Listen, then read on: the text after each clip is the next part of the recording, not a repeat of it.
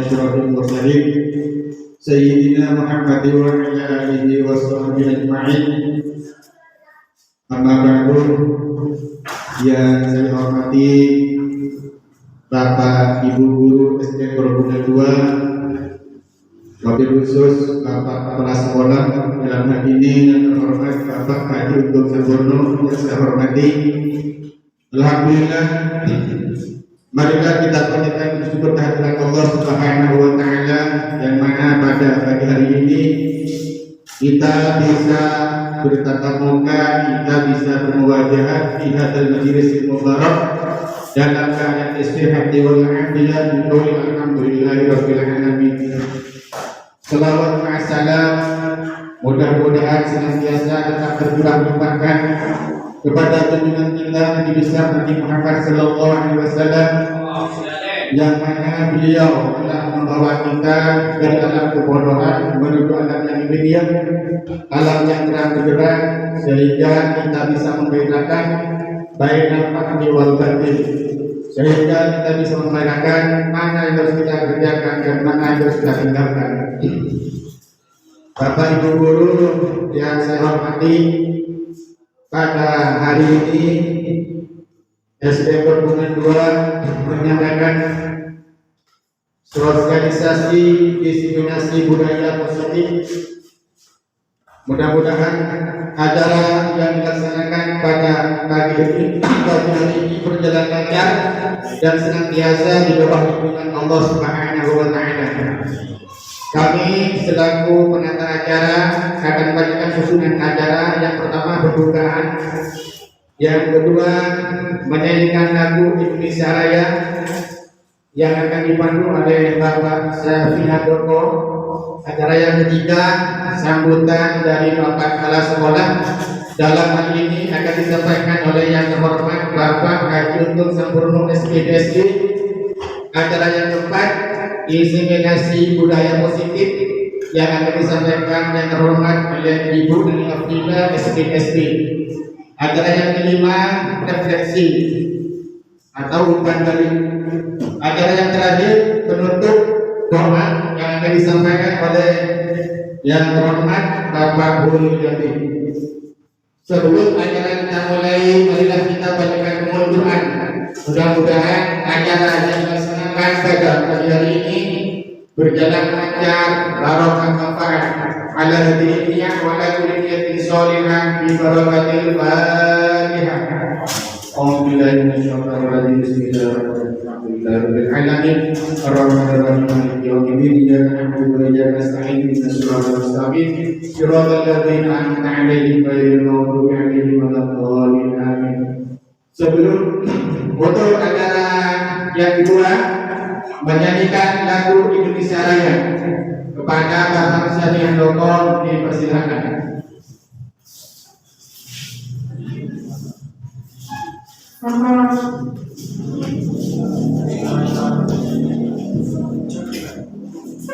Untuk Bapak Ibu Guru dimohon berdiri.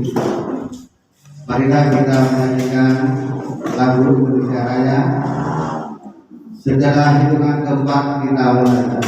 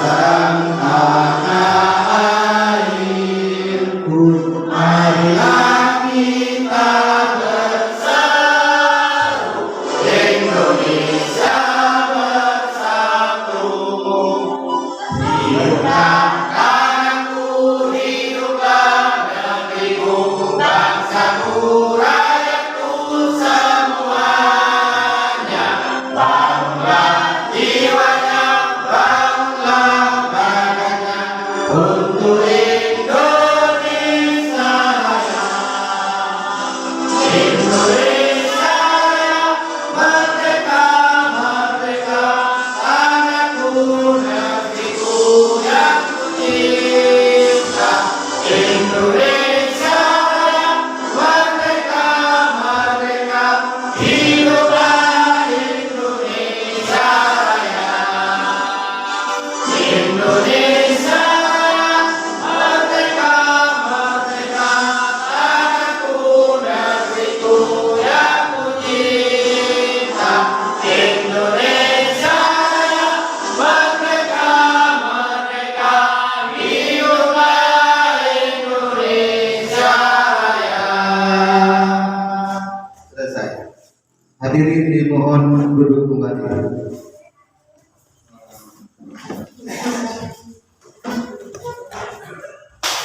Terima kasih.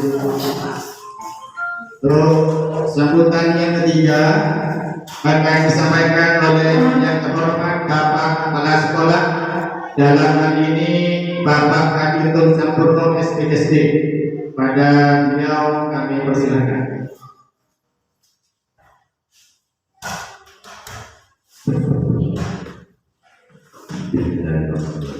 Assalamualaikum warahmatullahi wabarakatuh. Waalaikumsalam warahmatullahi wabarakatuh.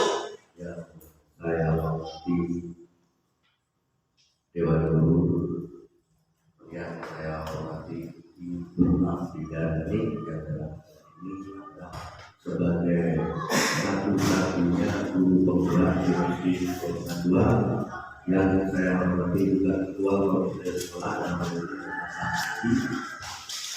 Pertama-tama terima kasih atas waktu yang diberikan kepada saya. Pada hari ini kita dapat berkumpul di sini untuk melaksanakan meeting dalam acara sosialisasi aktivitas budaya positif.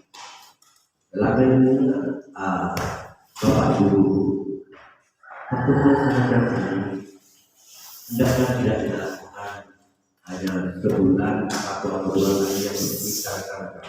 Kalau bisa misalnya jam 3 apalagi ini dengan kehadiran Ibu Abdidana sebagai guru, ini satu keuntungan, satu nilai positif bagi kita semua, karena apa yang menjadi kesulitan dalam hal pembelajaran atau memberikan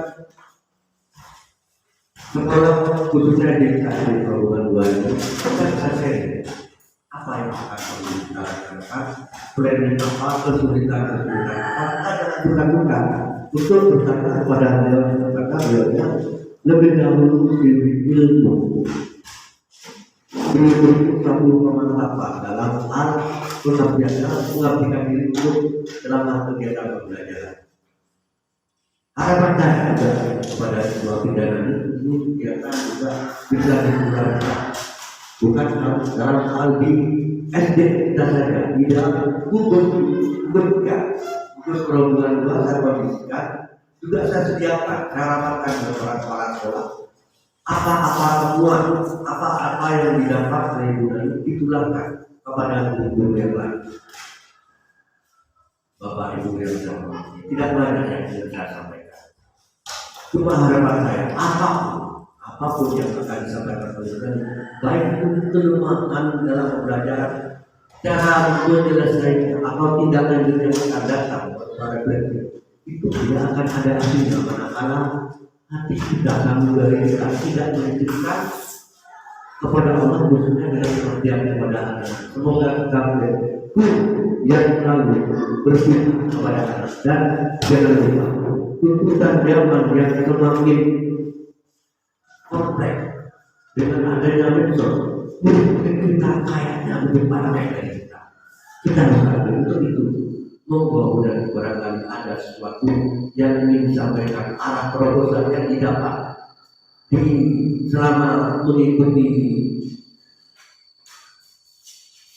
program pendidikan guru disampaikan kepada guru-guru yang lain. Semoga bermanfaat dari saya cukup sekian. Mudah-mudahan Ibu nanti sukses dalam melaksanakan program ini. Wabillahi taufiq wal hidayah. Wassalamualaikum warahmatullahi wabarakatuh. Waalaikumsalam.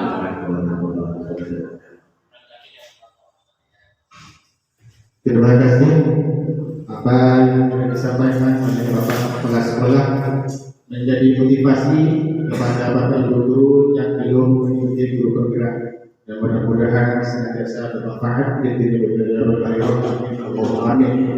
Untuk acara yang keempat, diseminasi budaya positif yang akan disampaikan oleh yang terhormat Ibu Nani Afrida SPSD. Padanya dipersilakan.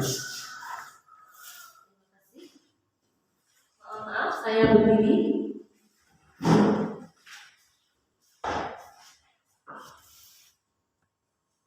Assalamualaikum warahmatullahi wabarakatuh. Waalaikumsalam warahmatullahi wabarakatuh. Yang terhormat Bapak Kepala Rombongan 2, yang terhormat Dewan Guru, Bapak dan Ibu SPN Rombongan 2 yang saya banggakan. Alhamdulillah pada pagi hari ini kita semua bisa berkumpul di tempat yang penuh barokah, sehingga saya sebagai calon penduduk penggerak angkatan 7 bisa mendefinisikan atau mensosialisasikan aksi nyata 1.4, yaitu budaya positif.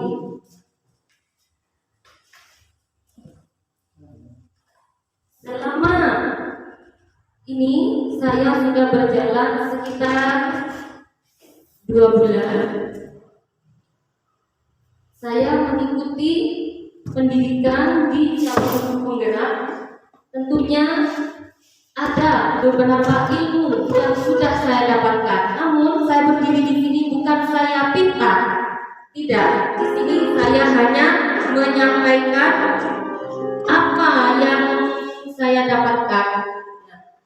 Tidak pintar. Justru saya akan sedikit memberikan apa yang sudah saya dapatkan, karena sepintar apapun kita, kalau yang ilmu yang kita punya tidak kita tularkan, tidak ada apa manfaatnya. Itu jadi meskipun sedikit yang saya peroleh dari pendidikan calon guru penggerak akan saya sampaikan kepada Bapak Ibu sekalian. Nah,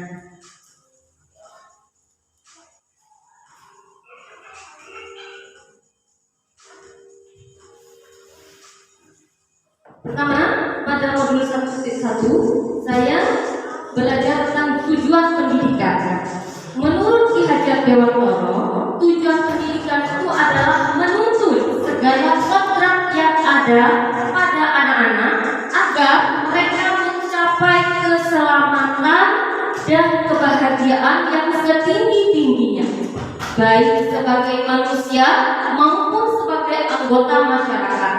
Oleh sebab itu, pendidik itu tidak dapat menuntut tumbuh hidup kekuatan kodrat yang ada pada anak agar dapat memperbaiki tingkah lakunya, bukan dasarnya, hidup dan tumbuhnya kekuatan kodrat anak. Jadi di dalam tujuan pendidikan menurut Ki Hajar Dewantoro itu ada kata-kata menuntut. Di sini mungkin Bapak Ibu tahu apa itu menuntut? Apa itu menuntut? Bapak, apa itu menuntut? Menuntut itu menutupi. Artinya Ya. kalau dalam bahasa Jawanya barang kita menuntut ulangan kepada yang lebih baik. Ya, itulah. Nah, di sini menurut Ki Hajar Dewantoro kita itu tidak hanya sekedar memberikan ilmu kepada anak didik. Jadi kita harus benar-benar menuntun bagaimana nanti potensi anak itu kita tuntun supaya tumbuh dan berkembang. Jadi di sini kita harus benar-benar berpihak kepada anak, pihak kepada murid. Nah, diibaratkan kita sebagai seorang petani, kita menanam padi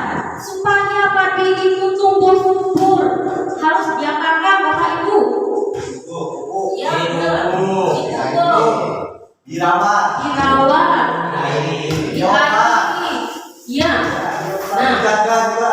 Ya, dijaga. Nah, begitu juga dengan anak didik kita. Ibaratkan kita ini petani, anak didik kita itu adalah padi. Nah, bagaimana supaya anak didik kita itu tumbuh? Potensi yang ada pada anak didik kita itu bisa muncul.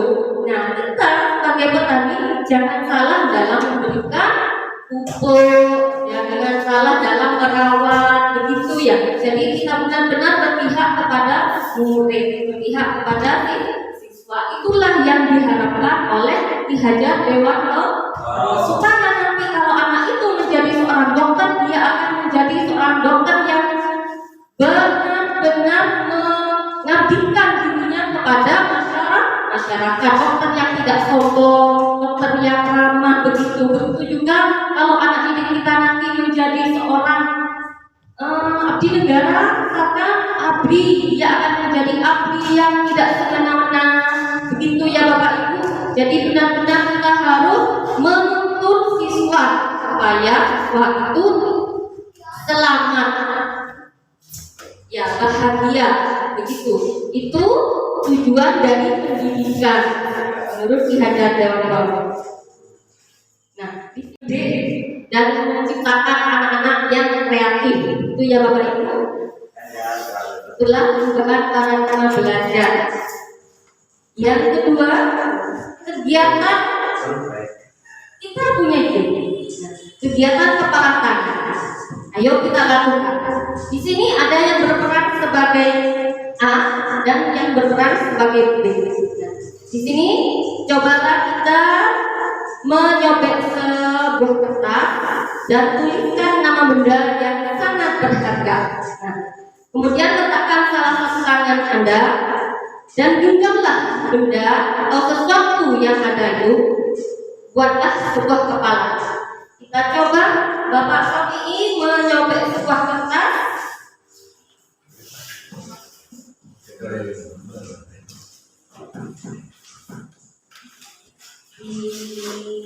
Disobek, kemudian ditulis apa itu di dalamnya, kemudian Bapak genggam. Sebutkan apa yang Bapak tulis itu adalah sangat berharga bagi Bapak. Terserah Bapak. Benda boleh apa saja, seharusnya. Nanti Bapak Sofi berperan sebagai A, kemudian yang berperan sebagai B, kemudian digenggam saja Bapak. Nah, ini digenggam, kemudian yang berperan sebagai B adalah mohon kesediaannya siapa yang ingin berperan sebagai B? Berperan Bapak Ulyadi, ya, oke Bapak Ulyadi ya. Nah, sekarang Bapak Ulyadi ingin mencoba kuat tenaga, ingin membuka kepala tangan dari Bapak Sapi. Dengan cara apa? Coba dilaksanakan. Bagaimana? Ingin membuka apa mengancam?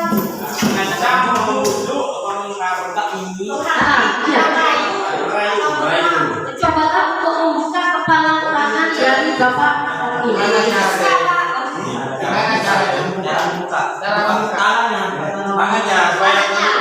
Bagaimana supaya terbuka tangannya Bapak?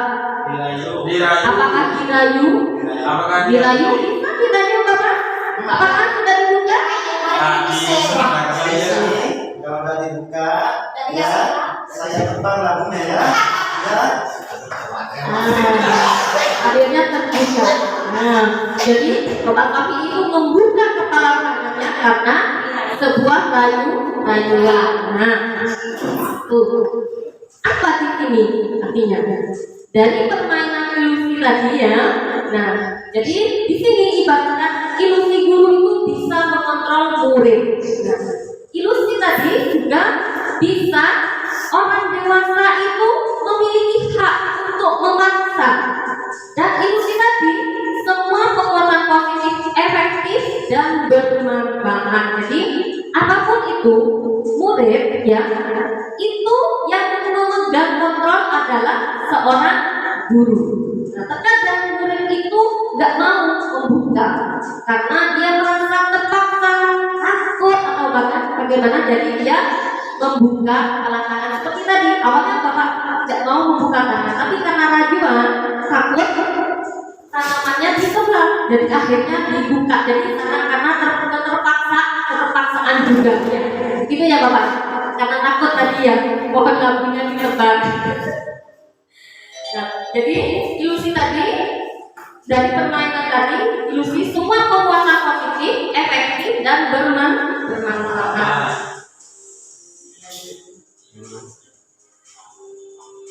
Disiplin positif. Nah, disiplin itu dari bahasa Latin yang artinya belajar, atau dari bahasa Inggrisnya disciples, yaitu murid. Dalam budaya kita, kan disiplin itu dimaknai menjadi sesuatu yang dilakukan oleh seseorang kepada orang lain untuk mendapatkan kepatuhan. Nah, kita cenderung menghubungkan kata-kata disiplin dengan ketidaknyamanan. Nah, sebagai pendidik, tujuan kita menciptakan anak-anak memiliki disiplin diri, ya, sehingga mereka bisa berperilaku mengacu pada nilai-nilai kebajikan yang universal dan memiliki motivasi intrinsik bukan ekstrinsik. Nah, disiplin positif merupakan penerapan disiplin yang bertujuan untuk menumbuhkan kesadaran serta memberdayakan anak untuk melakukan sesuatu tanpa sogokan, tanpa ancaman maupun hukuman. Jadi kita itu berharap anak-anak kita itu disiplin tanpa adanya sogokan, ancaman ataupun hukuman. Nah, seperti tadi, disiplin sudah membuka kepala tangan atas faktor ekstrinsik namanya, karena ada ancaman ya, ancaman karena ada ancaman pohon labunya akan ditebang. Nah, di sini peserta didik kita, anak-anak kita, diharapkan anak-anak kita itu nanti disiplin bukan karena faktor ekstrinsik, tapi dari dalam diri sendiri. Jadi dari faktor intrinsik itu yang kita harapkan dari peserta didik kita, anak-anak kita ya. Nah, yang ketiga adalah kebutuhan dasar manusia. Di sini ada 5 kebutuhan dasar dari manusia. Yang pertama adalah bertahan hidup atau survival. Kedua, kasih sayang dan rasa diterima atau belonging. Yang ketiga, penguasaan atau power. Yang keempat, kebebasan, freedom. Dan yang kelima adalah kesenangan, fun. Nah, realitanya kebutuhan manusia, setiap manusia itu tidak sama. Jadi kita harus berusaha memahami pandangan orang lain tentang dunia. Setiap orang memiliki gambaran yang berbeda. Sama memang ya, setiap manusia kebutuhannya.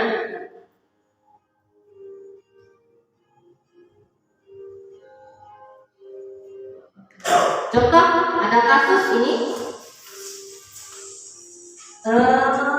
mohon dibacakan Ibu Sis. Ada seorang siswa kelas SD yang setiap hari sering meminta jatah uang saku temannya. Bagaimana sikap Anda jika menghadapi siswa seperti itu? Kira-kira apa alasan siswa itu melakukan hal tersebut? Saya ingin tahu ya, bagaimana jika Bapak Ibu mengalami hal demikian? Apa yang akan dilakukan oleh Bapak Ibu? Mungkin Pak Ustaz? Terima kasih. Bagaimana apa tadi? Ada seorang siswa kelas SD yang setiap hari sering meminta jatah uang siswa kepada temannya. Mungkin kita selaku guru, jika ada hal tersebut, kita panggil anak tersebut, kita bicara hati ke hati, apa yang membuat anak itu seperti itu. Mungkin Terima kasih. Ya. Jadi kalau kita mengalami kasus yang seperti ini, kita memanggil anak itu berbicara dari hati ke hati. Ya. Kemudian mari kita lihat. Nah, di dalam konteks penerapan disiplin positif, guru sebaiknya mencari tahu kenapa siswa itu melakukan tindakan tersebut agar mengetahui kebutuhan mana yang sedang anak itu peroleh atau usahakan untuk memperoleh kebutuhan mana anak itu berbuat seperti itu ya. Nah, yang pertama sulfifa untuk kebutuhan bertahan hidup. Nah, di sini anak itu kepengen membeli makanan, tapi orang tuanya tidak memberi uang saku. Jadi dia itu membutuhkan jajan untuk membeli makanan karena kelaparan. Jadi dia meminta jatah uang temannya. Jadi anak itu melakukan seperti itu karena kebutuhannya untuk bertahan hidup, begitu ya Bapak Ibu. Nah, kemudian yang belonging. Nah, kenapa dia ingin meminta jatah temannya? Karena dia ingin memenuhi kebutuhannya, ingin diperhatikan, ingin disayang oleh teman-temannya, oleh guru. Jadi anak itu melakukan hal tersebut. Nah, teman-temannya menjadi perhatian sama anak itu karena dia sering meminta jatah temannya itu. Jadi yang ingin dia penuhi adalah rasa kasih sayang. Itu ya Bapak Ibu. Nah, kemudian yang power. Nah, anak tadi merasa hebat. Wah, jagoan itu. Jadi sehingga kalau dia meminta jatah kepada temannya, waktu temannya kan akhirnya takut. Jadi dia merasa bangga, aku hebat. Nah, seperti itu. Jadi dia merasa bangga karena sudah bisa meminta uang jatah satu temannya. Jadi anak itu memenuhi kebutuhannya untuk kekuasaan, power itu yang ingin dia penuhi. Nah, kemudian freedom, kebebasan. Anak itu ingin kebebasan. Di sini anak itu pengen uang sakunya lebih banyak karena tadi mungkin ibunya memberi sedikit, jadi dia kurang membeli sesuatu jajan. Temannya membeli jajan yang A, yang B, jadi dia hanya mampu membeli yang A. Jadi dia meminta jatah uang saku temannya untuk kebebasan dia membeli jajan. Begitu ya Bapak Ibu. Yang ingin dia penuhi seperti itu, kebebasan. Nah, yang terakhir adalah kesenangan, fun. Anak itu senang jika temannya itu menangis karena dia ambil, dia minta uang sakunya. Jadi itulah kebutuhan yang dia inginkan. Jadi kebutuhan anak itu adalah untuk memperoleh kesenangan. Jadi dia senang kalau temannya menangis, merengek-rengek, jangan diminta. Begitu ya Bapak Ibu. Jadi itulah kebutuhan manusia. Ada 5 kebutuhan dasar manusia. Nah, kita lanjut. Nah, yang keempat adalah motivasi perilaku manusia. Motivasi itu merupakan dorongan yang timbul pada diri seseorang secara sadar atau tidak sadar untuk melakukan suatu tindakan dengan tujuan tertentu. Di sini yang pertama, menghindari ketidaknyamanan dan hukuman. Murid melakukan disiplin karena ia takut dihukum. Jadi dia melakukan disiplin karena takut dihukum oleh bapak dan ibu guru. Jadi ini merupakan motivasi eksternal dari luar. Yang kedua, mendapatkan imbalan atau penghargaan dari orang lain. Nah, murid melakukan disiplin diri karena mendapatkan imbalan. Ya. Ini merupakan motivasi eksternal juga karena dari luar. Konsep disiplin dengan identitas gagal. Ini ada hukuman, ada penghargaan. Yang hukuman itu, kalau hukuman tentu saja menyakitkan ya Bapak Ibu. Ya, menyakitkan, terus tidak nyaman. Kalau kita dihukum pasti tidak nyaman. Kalau hukuman itu murid akan menjadi takut, ya kan? Murid kita akan takut. Nah, murid juga akan menyembunyikan kesalahan. Jadi murid melakukan kesalahan tapi dia takut kena hukuman, jadi dia menyembunyikan kesalahannya. Nah, murid menjadi rendah diri, itu identitas gagal hukuman. Kemudian yang penghargaan tidak efektif. Maksudnya tidak efektif, penghargaan itu juga tidak efektif untuk anak kita ya, karena akan merusak hubungan. Misalkan anak itu akan iri kepada temannya karena temannya dapat penghargaan, dia tidak, begitu ya Bapak Ibu. Nah, kemudian penghargaan juga bisa menghentikan kreativitas anak. Sudahlah, tidak pernah dihargai, jadi akhirnya anak itu tidak kreatif lagi. Ya, karena anak itu sudah merasa putus asa ya. Nah, kemudian penghargaan juga menghukum dengan sistem ranking. Tuh, kemarin kita sudah tidak mengumumkan hasil ranking karena itu akan merusak, ya, menghukum. Jadi itu gagal identitas, gagal sistem yang gagal. Kemudian merampas hak menghargai dirinya. Nah, itu juga merampas hak dirinya. Jadi itu identitas adalah identitas gagal, disiplin yang gagal. Kita lanjut pada konsep disiplin dengan identitas sukses. Ini yang kita harapkan ya Bapak Ibu. Nah, betul, saya semangat. Nah, konsekuensi yaitu penguatan jangka pendek. Perlu monitoring berkelanjutan, itu konsekuensi. Jadi kita harus monitoring, tidak hanya sekali ini, selanjutnya kita selalu monitoring dari konsekuensinya ya. Stimulus sama dengan respon. Kemudian murid menghormati peraturan. Nah, konsekuensinya seperti itu. Kemudian kehilangan waktu untuk merenungi kesalahan. Jadi kalau kita ada konsekuensi dari guru terhadap murid, jadi murid itu tidak merenung terus, aku merasa bersalah terus, tidak seperti itu ya Bapak Ibu ya.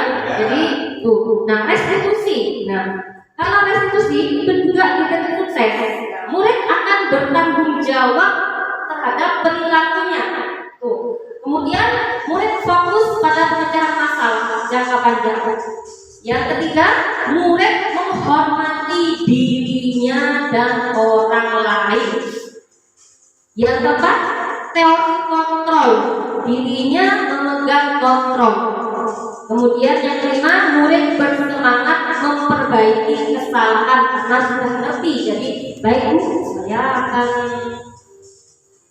tidak akan mengulangi lagi seperti itu. Nah, contohnya ya. Jadi restitusi itu bisa bersemangat, siswa itu bersemangat untuk memperbaiki kesalahan. Nah, dari sini kita akan mencoba pendekatan restitusi, sebuah cara menanamkan disiplin positif kepada murid. Nah, pengertian dari restitusi itu adalah proses menciptakan kondisi bagi murid untuk memperbaiki kesalahan mereka, sehingga mereka bisa kembali ke kelompok mereka dengan karakter yang lebih kuat. Itu menurut dosen pada 2004. Jadi pengertian restitusi. Nah, ciri-cirinya dari restitusi itu adalah satu, bukan menebus kesalahan, namun belajar dari kesalahan. Jadi tidak menebus, itu adalah ciri-ciri restitusi. Kemudian yang kedua, memperbaiki hubungan. Jadi itu ciri-ciri yang kedua dari restitusi. Kemudian yang ketiga, tawaran. di sini restitusi ini adalah tawaran, bukan paksaan. Ayo, kamu harus begini. Tidak, itu bukan restitusi, tapi ini tawaran. Bagaimana nak kalau kamu besok seperti ini, tidak mengulangi lagi seperti itu ya, Bapak Ibu. Nah, jadi restitusi itu adalah sebuah tawaran, bukan paksaan. Pokoknya kamu harus besok berangkat jam sekian. Bukan itu namanya. Bukan ya Pak saya. Yang kelima, fokus pada karakter. Jadi restitusi itu fokus kepada karakter, bukan tindakan. Jadi kita itu harus melihat karakter anak itu bagaimana. Jangan disamaratakan terus kita kasih tindakan, kasih apa begitu ya Bapak Ibu ya. Jadi kita harus memahami karakter pada anak-anak kita. Nah, kemudian yang terakhir adalah menguatkan dan fokus kepada solusi. Jadi kita harus menguatkan anak-anak kita. Kalau anak-anak kita berbuat kesalahan, kita harus kuatkan. Jangan tadi kan tidak boleh langsung membunuh. Menjadi takut. Terima kasih. Jadi ada kasus siswa yang tidak mengerjakan PR. Nah di sini kalau guru memberikan hukuman, guru langsung berdiri hormat terhadap bendera selama 10 menit. Bagaimana akan yang terjadi pada siswa? Apa yang akan terjadi pada anak-anak kita? Kalau kita langsung berikan hukuman seperti itu, anak itu akan merasa takut atau bagaimana. Kadang bu guru, Pak Guru seperti ini, besok aku tidak mau masuk. Akhirnya akan seperti itu ya, Bapak Ibu ya. Nah kemudian guru marah. Kalau kita sering marah terhadap anak kita akan menjadi takut ya. Besoknya ketemu kita dia langsung mundur, gitu ya, Bapak Ibu ya. Nah, seperti itu. Nah, terus konsekuensi. Nah, di sini adalah konsekuensi. Nah, konsekuensinya adalah guru memberikan konsekuensi untuk mengerjakan PR-nya saat istirahat atau mengerjakannya sebanyak 2 kali boleh. Jadi anak itu punya kesalahan tidak mengerjakan, tapi anak itu tidak kita hukum, kita berikan konsekuensi. Nah, kenapa kamu tidak mengerjakan PR? Bla bla bla bla bla. Akhirnya, oke, nanti ya pada saat istirahat kamu tetap di dalam kelas bersama ibu. Kita kerjakan PR-nya. Itu cara kepada anak. Nah, kemudian atau oke, nanti kamu kerjakan 2 kali ya, supaya lebih pintar. Gitu ya, Bapak Ibu. Nah, itu. Nah, guru tegas dan siswa menghormati peraturan. Jadi anak itu akan apa ya terhadap kita. Kalau seperti tindakan kita seperti itu, jadi siswa itu akan menghormati kita lain dengan hukuman tadi. Guru, apa guru seperti ini besok udah masuk kan seperti itu ya. Nah, kemudian restitusi. Nah, ini guru menanyakan keyakinan kelas atau dirinya dan membantu siswa menyelesaikan masalah. Nah, kalau ada, kenapa kau tidak mengerjakan PR? Jawabannya suka bermacam-macam. Nah, kemudian kita tanya, apa masalahnya kau tidak sampai mengerjakan PR? Kita bantu mencarikan solusi. Jadi guru ini terbuka dan siswa akan menghormati dirinya dan juga akan menghormati orang lain. Oh ya Bu, saya tadi malam ketiduran, jadi lupa untuk mengerjakan PR. Jadi anak itu tidak takut. Nah begitu. Kalau kita memberikan restitusi. Nah ini keyakinan kelas kita kan sudah kita sepakati. Nah kalau kita melakukan kesalahan, apakah sesuai dengan keyakinan kelas kita? Tidak Bu, tidak sesuai. Jadi kita berikan bagaimana tindakan kamu. Nah ya Bu, besok saya tidak akan lupa lagi. Saya akan catat di buku harian saya kalau ada PR lagi itu. Jadi anak itu akan merubah kesalahannya sendiri tanpa kita ancam. Begitu ya Bapak Ibu. Jadi itu.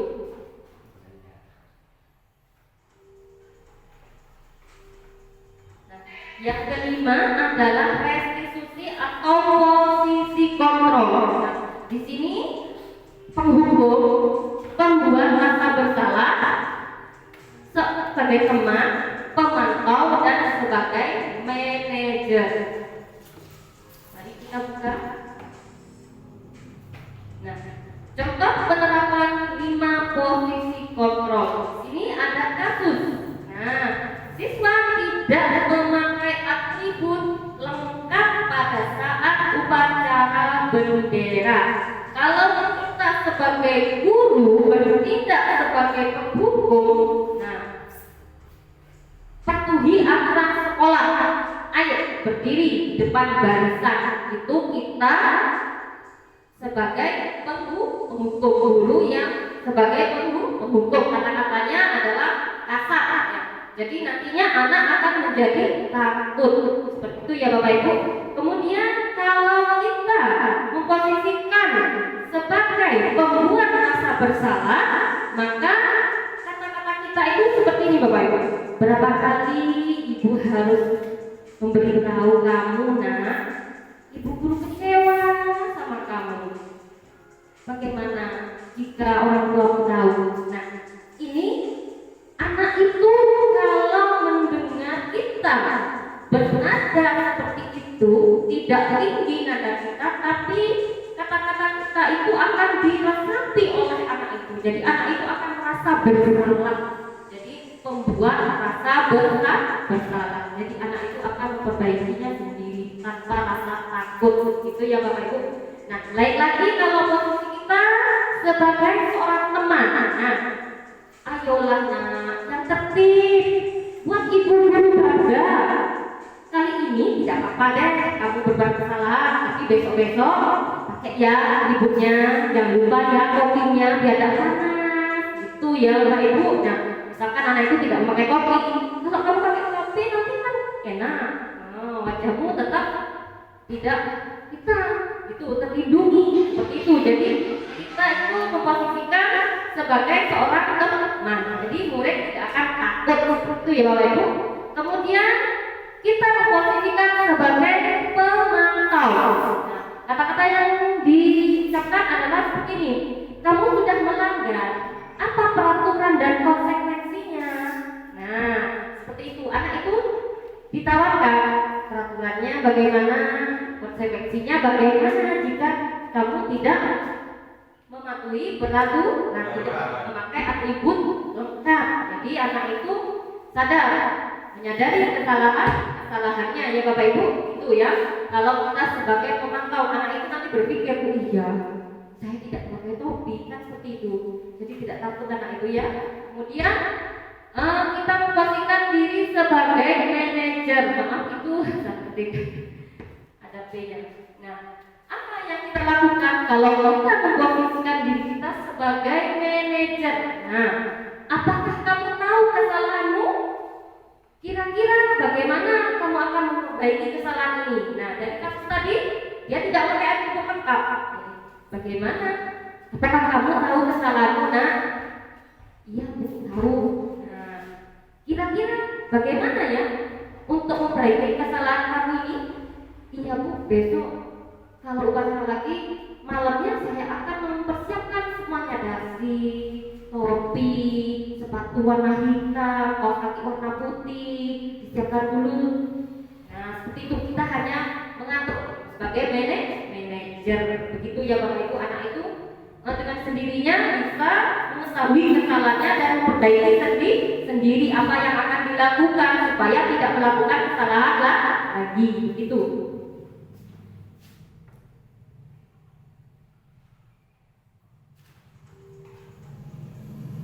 Nah, contoh-contoh penerapan 5 posisi kontrol juga. Ini kasusnya berbeda. Siswa datang terlambat ke sekolah. Nah, kalau guru sebagai penghukum, kata-katanya kamu selalu salah, telat ke sekolah. Ayo berdiri di depan. Dan anak itu akan malu kepada teman-temannya, kecewa juga sama gurunya, marah sama guru. Kalau kita memposisikan sebagai penghukum. Nah, kemudian sebagai pembuat rasa bersalah, ibu guru sangat kecewa sekali denganmu, nak. Berapa kali kamu terlambat? Bagaimana jika orang tuamu tahu kalau kamu terlambat? Nah, itu. Jadi sudah berbeda nadanya dari penghukum. Yang ketiga sebagai teman, kata-katanya lebih enak lagi kedengarannya. Ayolah nak, demi ibu yang tertib ya. Kalau kamu telat terus, ibu guru nanti yang dimarahi atau ditegur sama bapak kepala sekolah. Nah seperti itu, akhirnya anak itu besoknya tidak telat lagi, berusaha untuk tepat waktu. Nah sebagai pemantau, apa yang sudah kamu lakukan nak? Apa peraturan dan konsekuensinya? Itu karena di sekolah kita kan ada peraturannya. Itu ya Bapak Ibu katanya ya. Kemudian sebagai manajer, apakah kamu tahu kesalahanmu? Iya Bu, tahu. Kira-kira bagaimana kamu akan memperbaiki kesalahan ini? Seperti itu. Jadi kata-katanya lebih luas lagi, anak itu bisa mengerti kesalahan dan memperbaikinya sendiri ya Bapak Ibu. Keyakinan kelas. Nah, keyakinan kelas ini adalah nilai-nilai kebajikan atau prinsip-prinsip universal yang diterapkan bersama secara universal lepas dari perbedaan agama, perbedaan suku, perbedaan negara, dan perbedaan bahasa. Menurut Bahasa 1998, suatu keyakinan akan lebih memotivasi seseorang dari dalam atau internal.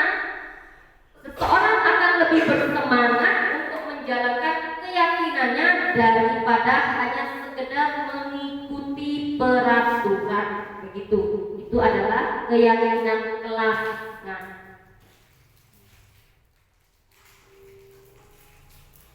bagaimana cara membentuk keyakinan kelas? Yaitu keyakinan kelas di sini yaitu lebih abstrak, kata-katanya abstrak, kemudian pernyataannya universal ya, sedikit agar mudah dipahami dan dibuat dalam bentuk positif dan juga sesuai dengan kondisi kelas atau kondisi sekolah agar mudah dipahami dan semua warga sekolah atau warga kelas dilibatkan pada saat pembuatan keyakinan kelas. Itu ya Bapak Ibu dalam membentuk suatu keyakinan kelas. Nah, di sini ada keyakinan kelas yang sudah saya buat bersama anak-anak kelas 6. Yang pertama adalah disiplin.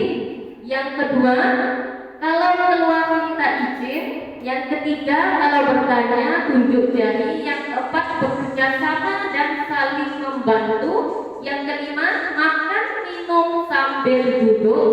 Yang keenam, menjaga kebersihan dan keindahan. Yang ketujuh, menghargai guru dan teman yang sedang berbicara. Nah, dari ketujuh keyakinan kelas ini, kelas 6, ini yang membuat bukan saya, tapi bersama-sama dengan murid kelas 6, siswa kelas 6. Mereka yang membuatnya dan menempel di papan. Nah, contohnya seperti ini Bapak Ibu ya, bisa dilihat nanti. Ini adalah karya anak kelas 6. Nah, yang ketujuh adalah segitiga restitusi. Nah, proses menciptakan kondisi bagi murid untuk memperbaiki kesalahan mereka sehingga mereka kembali kepada kelompok mereka dengan karakter yang lebih kuat. Yang pertama, melalui restitusi, guru bisa membantu murid menjadi lebih memiliki tujuan, disiplin positif, serta memulihkan dirinya setelah berbuat kesalahan. Jadi setelah restitusi seperti itu akarnya. Kemudian yang selanjutnya bisa membantu murid untuk jujur. Jadi untuk jujur pada diri sendiri dan mengevaluasi dampak dari kesalahan yang telah dia lakukan. Yang terakhir, memberikan penawaran. Jadi bukan paksaan. Itu melalui restitusi. Nah, tahapan-tahapan dalam segitiga restitusi yaitu satu, menstabilkan identitas, yaitu berbuat salah itu tidak apa-apa. Itu kata-kata yang kita sampaikan dalam menstabilkan identitas. Tidak ada manusia yang sempurna. Saya juga pernah melakukan kesalahan seperti itu. Kemudian kita bisa menyelesaikan ini. Bapak Ibu tidak mencari siapa yang salah, tapi Bapak Ibu mencari solusi dari permasalahan ini. Kata yang terakhir, kamu berhak merasa seperti itu adalah untuk menstabilkan identitas. Jadi kata-kata yang pas atau yang cocok untuk menstabilkan identitas. Tahapan yang berikutnya adalah memvalidasi dari tindakan yang salah. Kamu pasti punya alasan mengapa kamu melakukan hal itu. Nah, kemudian yang kedua, kamu patut bangga pada dirimu sendiri karena kamu telah melindungi sesuatu yang penting buatmu. Nah, ini ada gambar anaknya. Kemudian kita validasi dengan kata-kata kamu pasti punya alasan. Mengapa kamu kok tidak mengerjakan PR kita? Iya, Bu, saya tadi malam ketiduran. Itu seperti itu jawabannya anak-anak ya. Jadi memvalidasi tindakan yang salah. Yang ketiga adalah menanyakan keyakinan. Nah, apa yang kita percaya sebagai kelas atau keluarga? Nah, seperti itu yang kita tanyakan. Kemudian apa nilai-nilai umum yang telah kita sepakati? Apa gaya kita tentang kelas yang ideal? Kamu mau jadi orang yang seperti apa? Itulah kata-kata yang kita sampaikan saat menanyakan keyakinannya. Nah, kamu tahu keyakinan kelas yang sudah kita sepakati bersama? Ya, aku tahu. Jadi bagaimana tindakanmu? Nah, seperti itu. Jadi kita tanyakan keyakinan yang sudah kita sepakati bersama. Ya, Bu, saya sudah melanggar keyakinan kelas yang sudah kita buat seperti itu. Jadi anak tidak takut ya. Nah, ini adalah contoh penerapan segitiga restitusi. Nah, di sini ada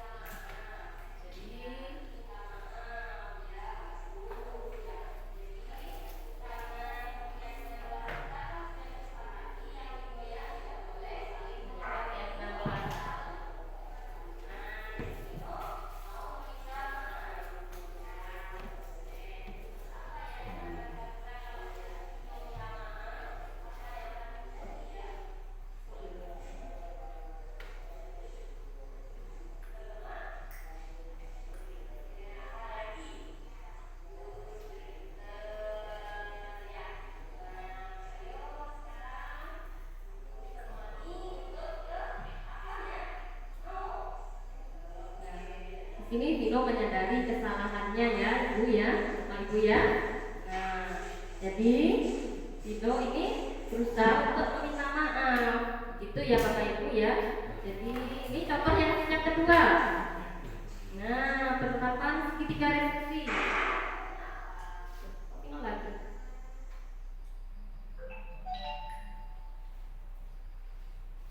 Nah, maaf, masih loading. Kita tidak mengerjakan PR.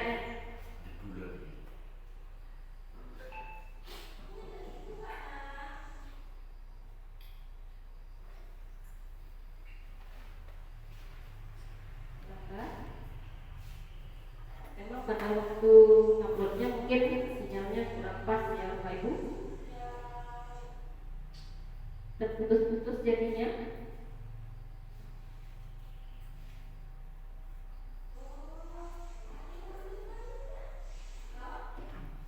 Kita memanggil anak itu ke depan, kita tanyakan.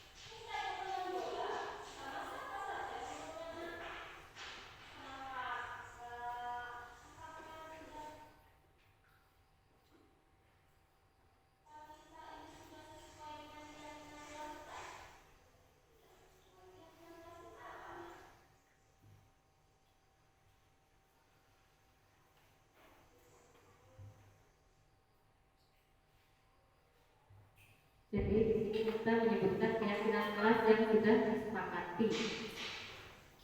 Saya bantu ya Bapak Ibu, soalnya muter-muter berulang-ulang.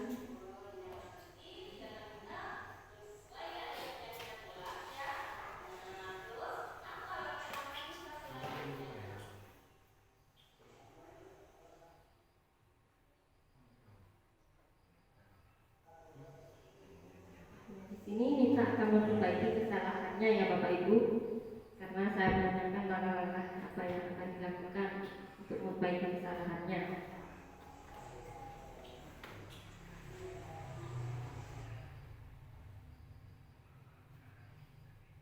Tuh maaf, kok lama ya muternya.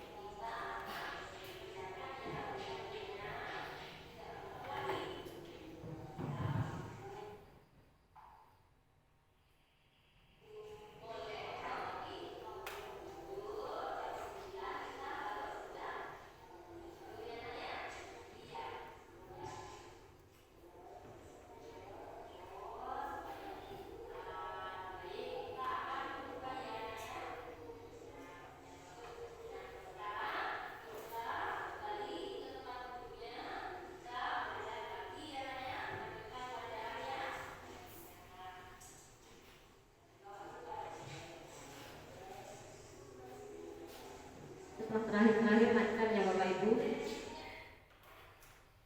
tidak berulang-ulang lagi. Nah, itulah contoh penerapan segitiga restitusi. Nah, di sini ada video tentang pembuatan keyakinan kelas yang saya lakukan bersama anak-anak. Kesepakatan ya.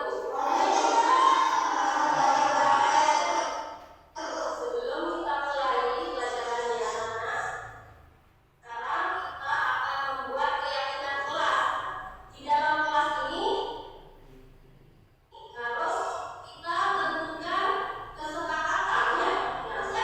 yang akan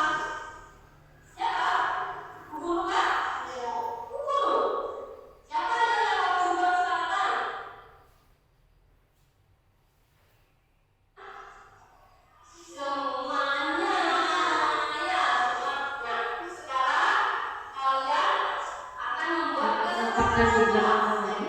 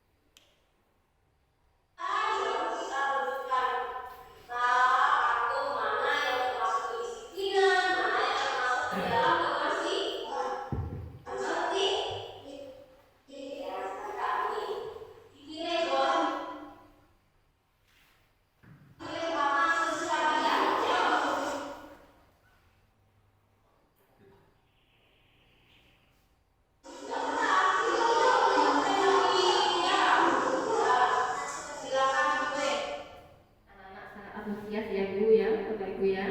Mereka semangat untuk membuat keyakinan kelasnya.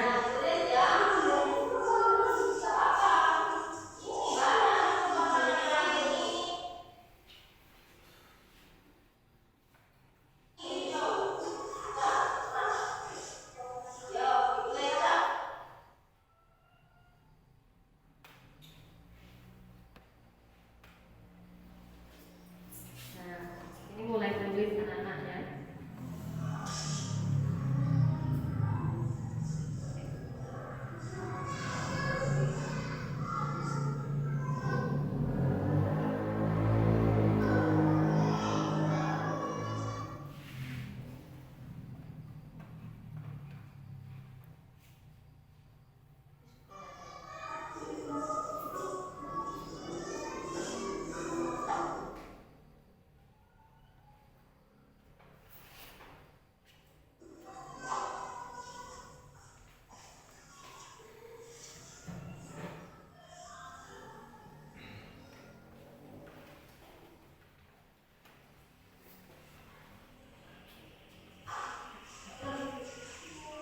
Kemudian hasilnya ditempel di depan ya Bapak Ibu.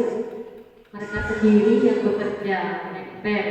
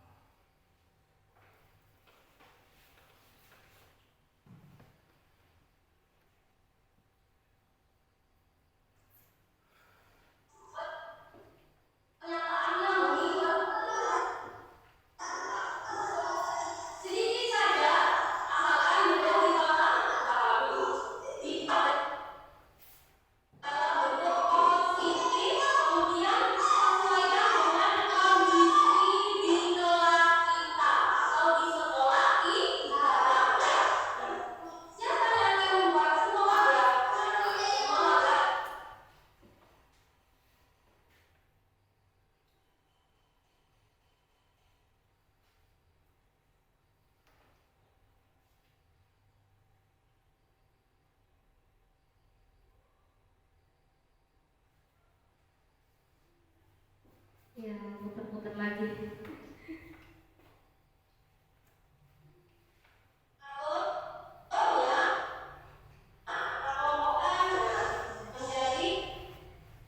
Bisa kelompokkan dan kita kelompokkan juga.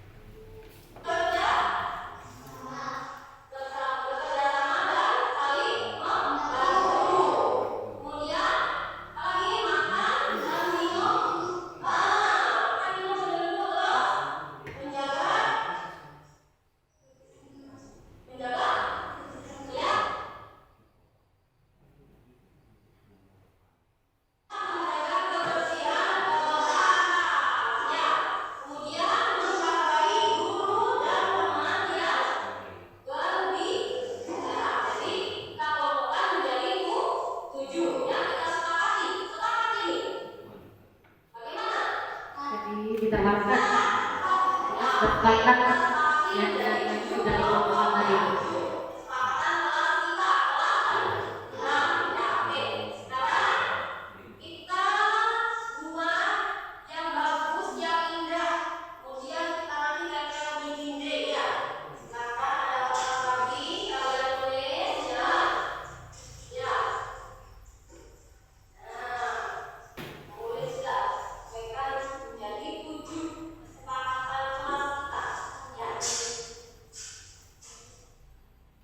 Jadi di sini siswa membuat yang sudah dirangkum menjadi 7, kemudian dibuat seindah mungkin, dihias, kemudian ditempel di papan ya Bapak Ibu. Kita scroll aja.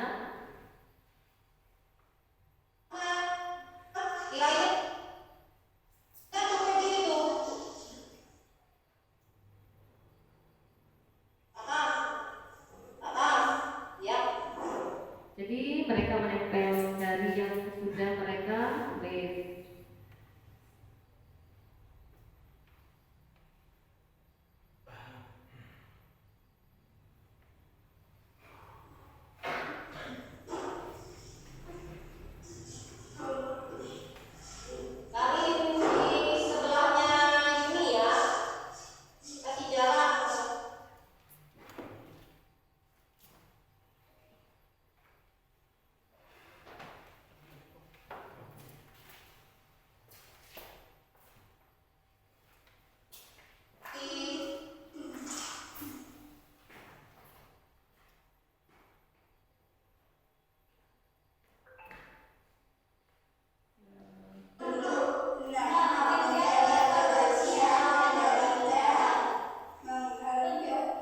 Itu hasilnya Bapak Ibu yang dibacakan oleh anak-anak.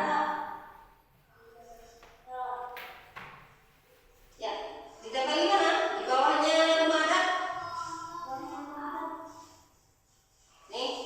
Nah, mereka menempel sendiri hasil dari diskusi pembuatan keyakinan kelas ya Bapak Ibu. Kalau kurang ditambah lagi linknya.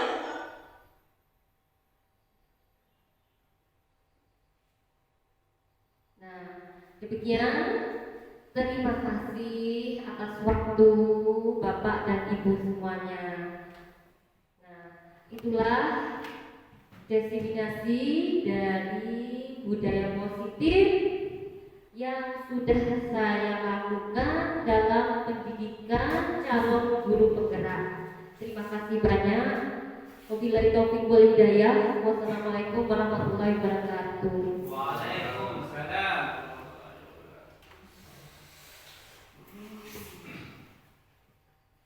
Terima kasih apa yang sudah disampaikan oleh Ibu Frida membawa motivasi kepada kita sekalian sehingga kedepannya di dalam kegiatan belajar mengajar bisa ada perubahan kepada peserta didik dan yang belum bisa juga mendaftar menjadi guru calon guru penggerak.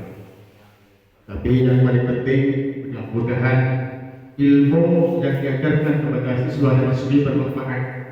Itu tujuan utama. Untuk selanjutnya refleksi umpan balik. Moga Bapak Ibu guru bisa ditanyakan ke Bu Rida.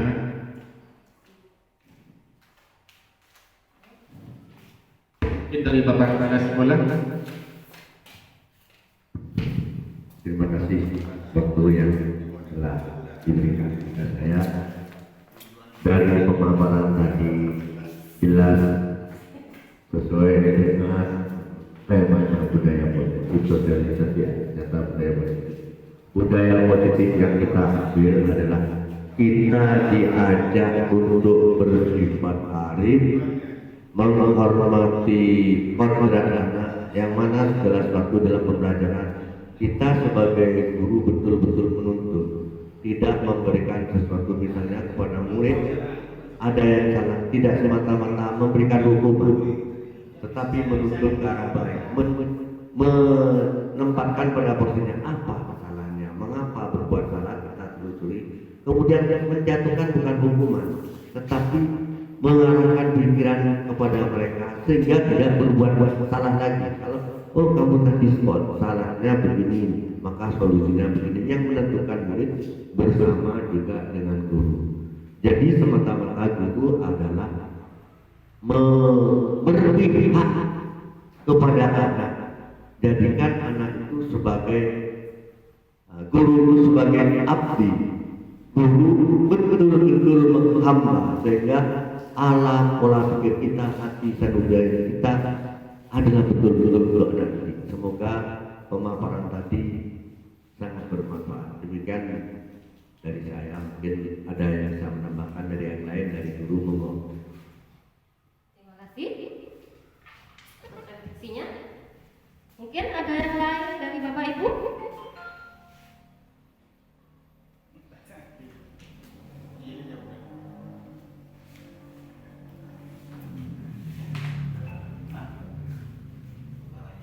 Kami ingin menanyakan apa manfaat untuk guru penggerak yang selama ini Ibu Nani Afrida yang sebagai calon guru penggerak. Saya jawabkan. Mungkin ada yang bisa menjawab dari pertanyaan dari Bapak kami ini.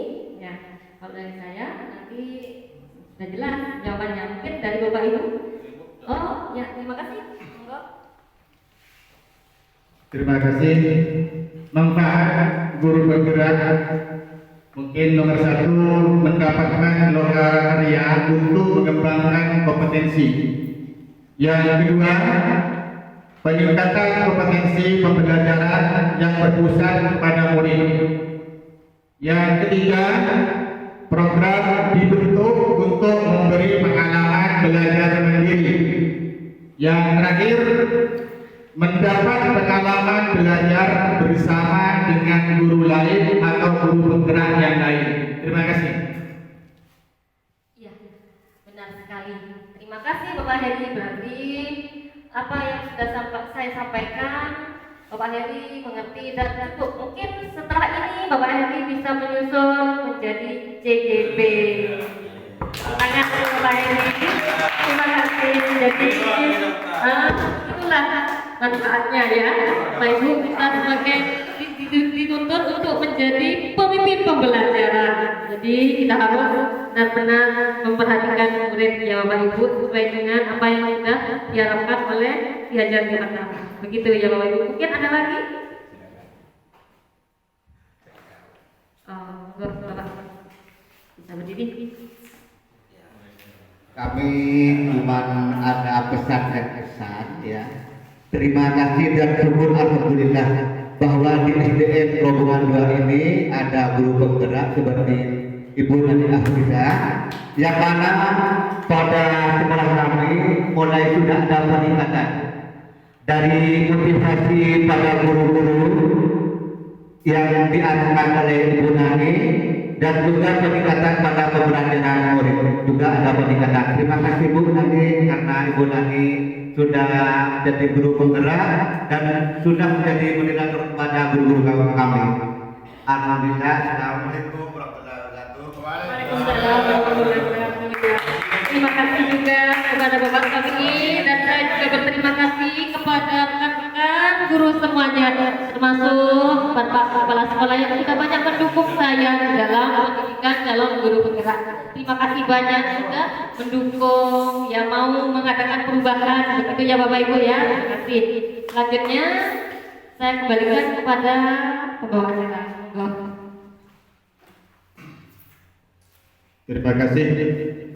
Acara telah selesai. Mudah-mudahan tidak bosan-bosannya untuk mendapat ilmu yang bermanfaat dan barokah. Amin.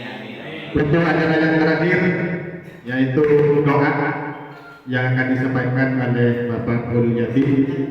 Kami selaku penata acara manakala ada khilafan kekurangan mohon maaf yang sebesar-besarnya. Akhirul kalam barakallahu lana wa lakum ihdina ihdinas siratal mustaqim. Wassalamualaikum warahmatullahi wabarakatuh.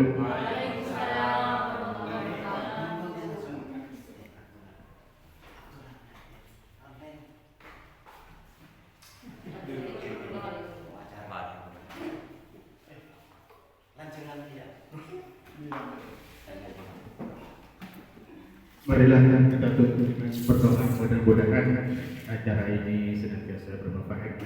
Ala hadiniya wa ala niyatin sholihah bi barakatil Fatihah.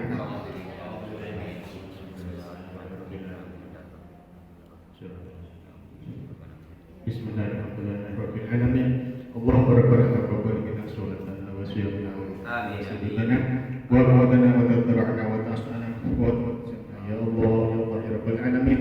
Allahumma rabbana hab lana min azwajina wa dhurriyyatina qurrata a'yun waj'alna muttaqina imama. Rabbana atina fid dunya hasanah wa fil walhamdulillahi rabbil alamin. Bisirril Fatihah. A'udzu billahi minasyaitonir rajim. Bismillahirrahmanirrahim. Alhamdulillahi rabbil alamin. Arrahmanir rahim. Maliki yaumiddin. Iyyaka na'budu wa iyyaka nasta'in. Ihdinas siratal mustaqim. Siratal ladzina an'amta 'alaihim ghairil maghdubi 'alaihim waladdallin.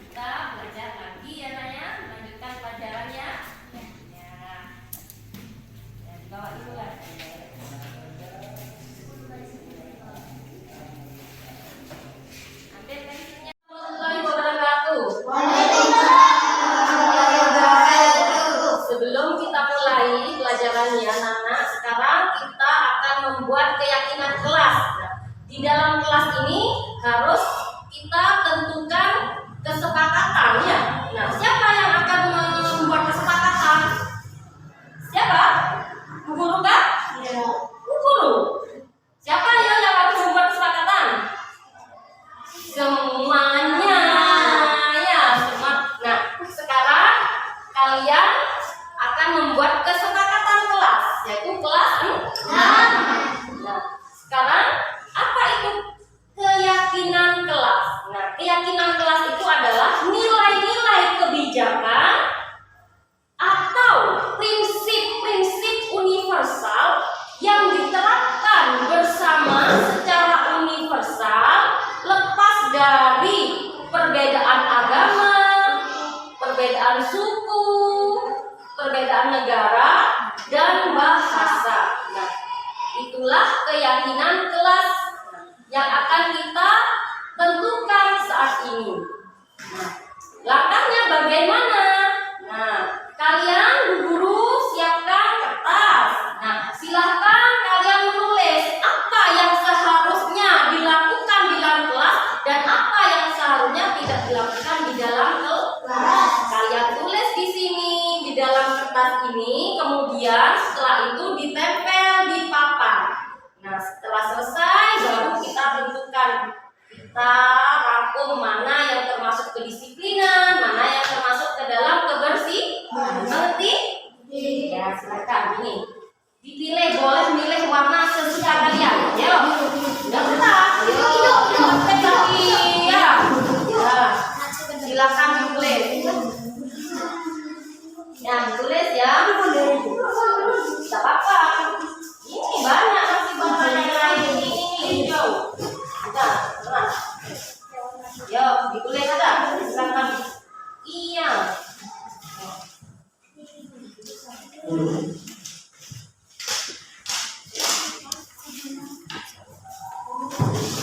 Ayo Gusti, duduk yang tertib.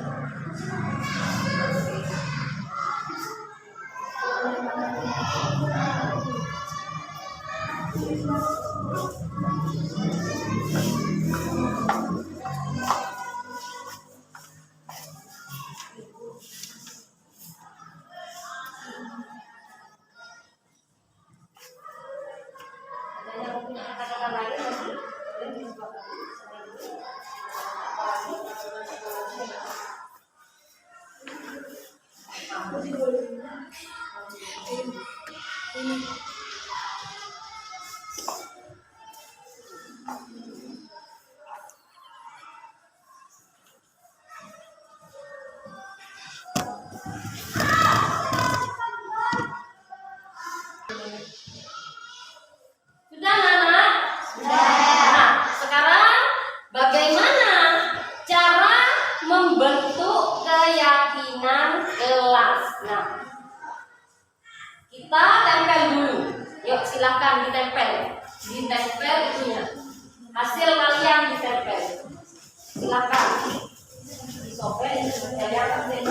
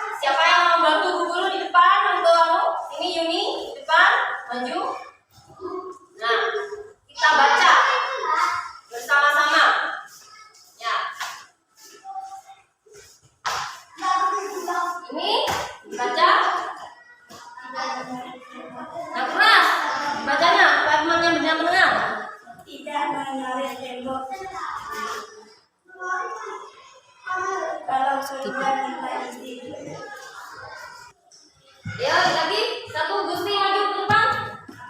Bantu Yuni untuk mengelompokkan ya, mana yang termasuk dalam kedisiplinan, mana yang termasuk ke dalam kebersihan ya, dan juga keamanan.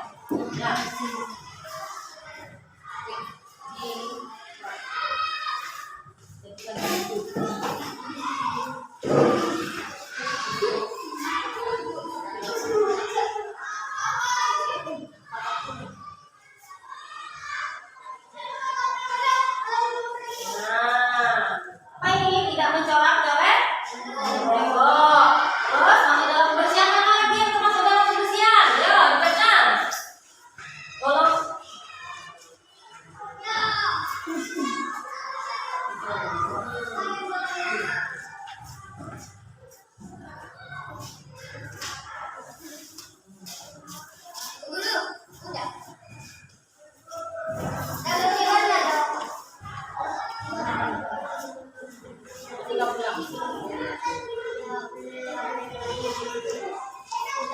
Skip ke dalam.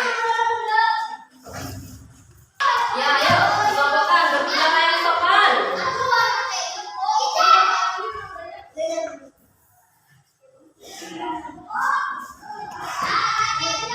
Yang satu, apa itu? Berbicara sopan, ya, masukkan.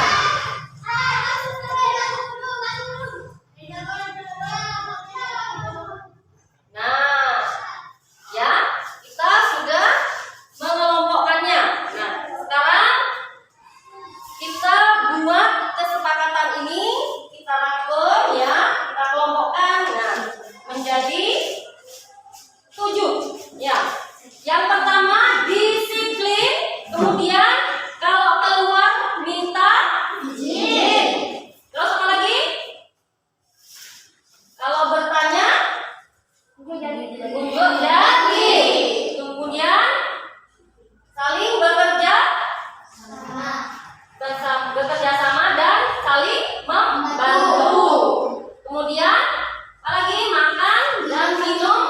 Makan minum sambil duduk, terus menjaga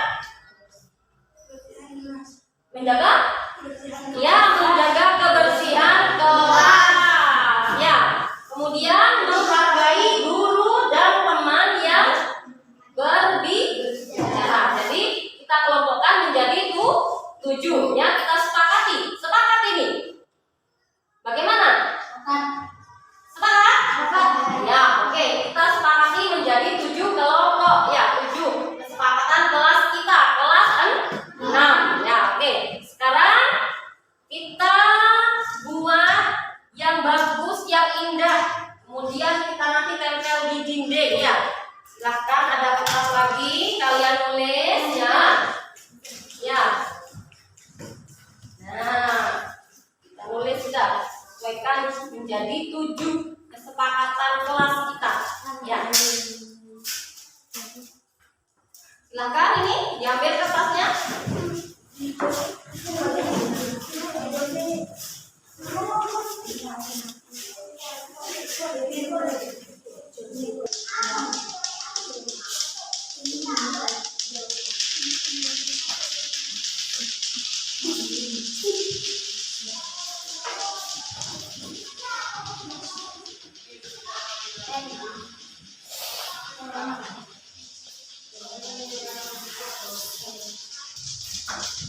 Sudah selesai? Ya, sekarang kita tempel. Ayo, tempel.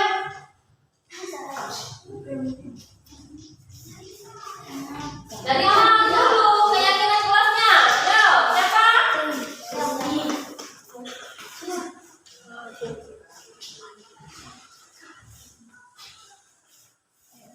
Dikasih lem, mana lemnya?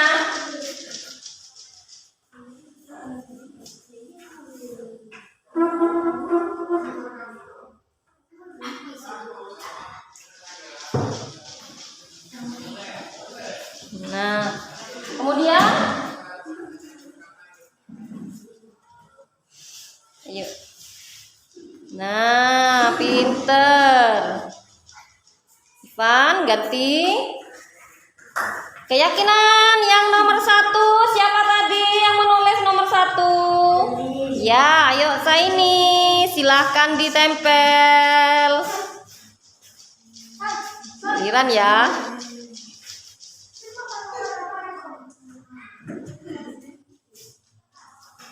Agak ke atas sedikit. Nah, bagus ya. Mau taruh mana? Kiranya cukup di situ. Atas, atas. Yap. Kemudian keyakinan yang nomor 2. Ayo.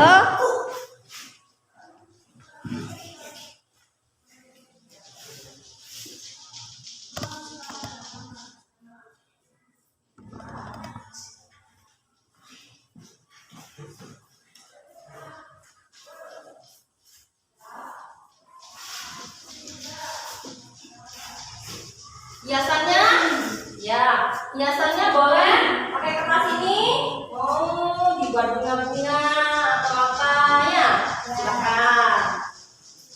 Warna hijau, hijau, ini hijau, ditempel ya.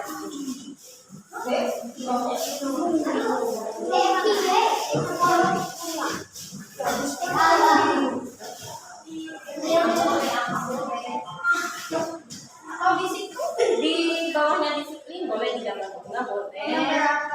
Nomor 3 Gusti ya ditempel.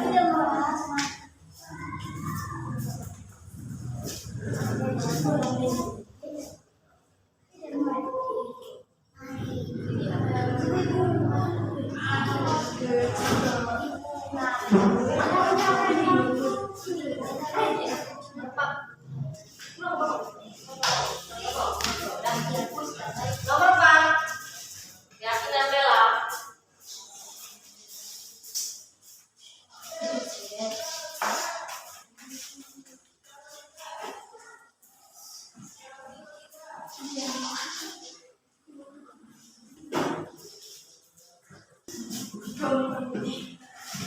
Karin di sebelahnya Yuni ya. Kasih jarak. Awas untuk Karin. Dijilid dulu.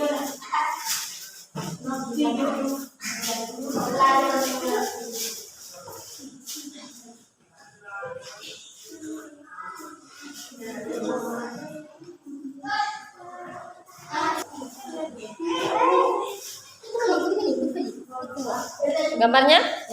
Oke, sudah. Nah, sekarang boleh ditempel. Dibuat dia indah mungkin. Ayo. Mana lemnya? Ya. Taruh mana? Yo. Bintangnya di atas, bagus. Atau di mana? Di tengah-tengah ini? Di tengah-tengah antara keyakinan dan SDN Kerobongan?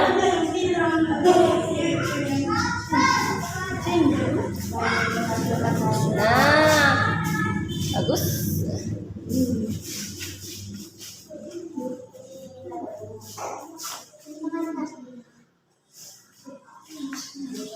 Loh?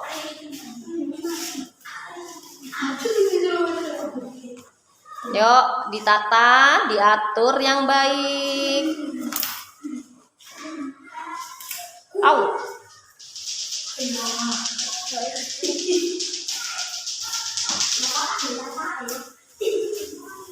Di situ semua.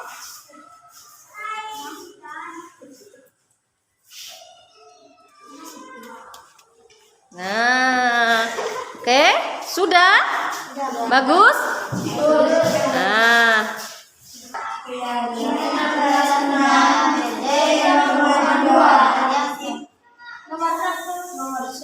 Disiplin.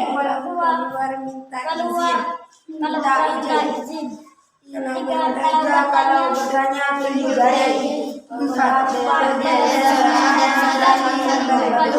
5 menghormati duduk. 6 menjaga kebersihan dan keindahan. Menghargai 7 menghargai yang sedang berbicara. Ya, ditempel di mana? Di bawahnya rumah adat. Nih.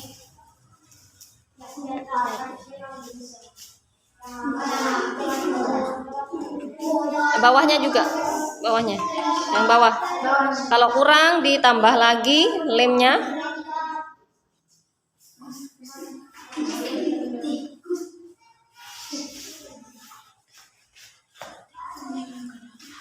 Gunting, butuh gunting.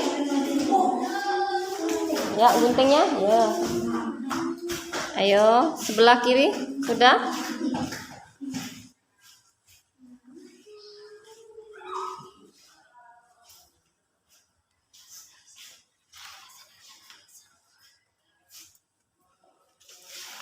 Nah, tepuk tangan untuk kelas 6. Ya, kita sudah sepakat dengan keyakinan kelas yang kita buat bersama-sama. Terima kasih. Assalamualaikum warahmatullahi wabarakatuh. Perkenalkan, nama saya Bella, Aisyah, Karin, Yuni, Musti, Hendy, Ivan, Aki, Deni. Tadi kami